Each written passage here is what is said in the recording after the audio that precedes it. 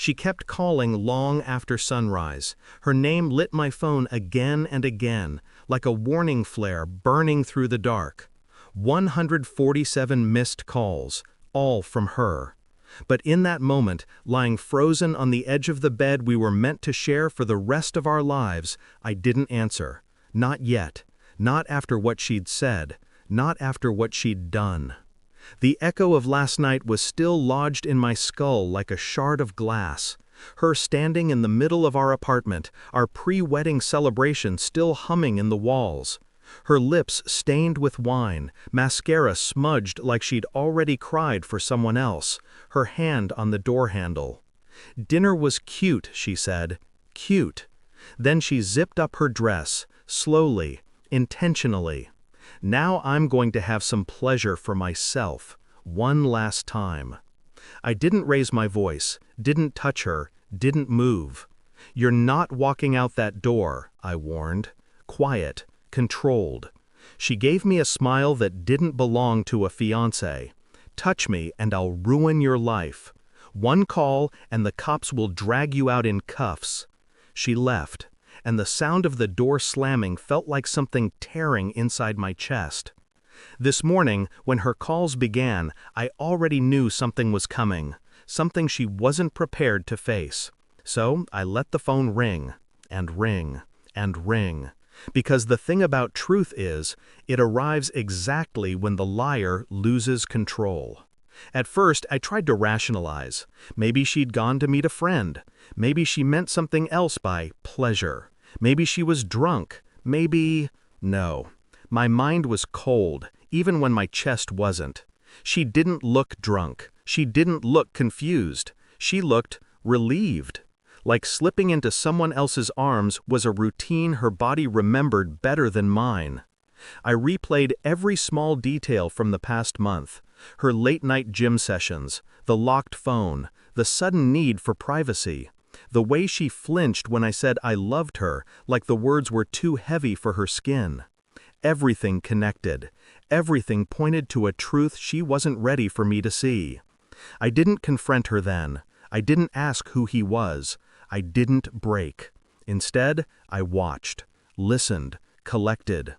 I pulled the billing records from our shared phone plan, checked timestamps, checked locations, checked the frequency of a number saved under nothing more than an emoji. I ordered a copy of her bank statements, watched unfamiliar charges stack up, hotel bars, ride shares at odd hours, a boutique she never wore anything from. Quietly, I took the shirt she'd tossed into the laundry basket after one of her girls' nights, sent it in for a forensic panel. You learn a lot about someone when you stop believing their words and start studying their habits. All week, I acted normal, cooked, cleaned, listened, pretended. Inside, I was dissecting every move she made, every smile, every lie. The results came in last night. While she was out having her one last time, positive, male DNA, not mine. I sat at the kitchen table, the report on my lap, waiting for the sun to rise, waiting for her voice to crack through the phone. 147 missed calls. Her panic tasted like justice. When I finally answered, she was sobbing. "I made a mistake. Please, please just talk to me. Something happened. Someone told me. Just tell me where you are." I didn't respond. I hung up. Then I waited. Within minutes, she burst through the door, hair messy, mascara streaked, breath shaking like the truth had grabbed her by the throat. She froze when she saw the paper in my hand. What is that?" I didn't speak.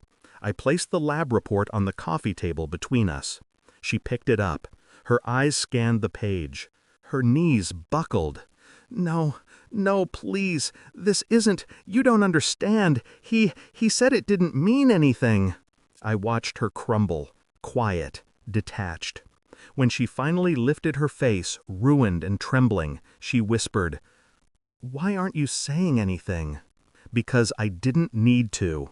I stood, walked to the bedroom, returned with the engagement ring she'd left on the dresser.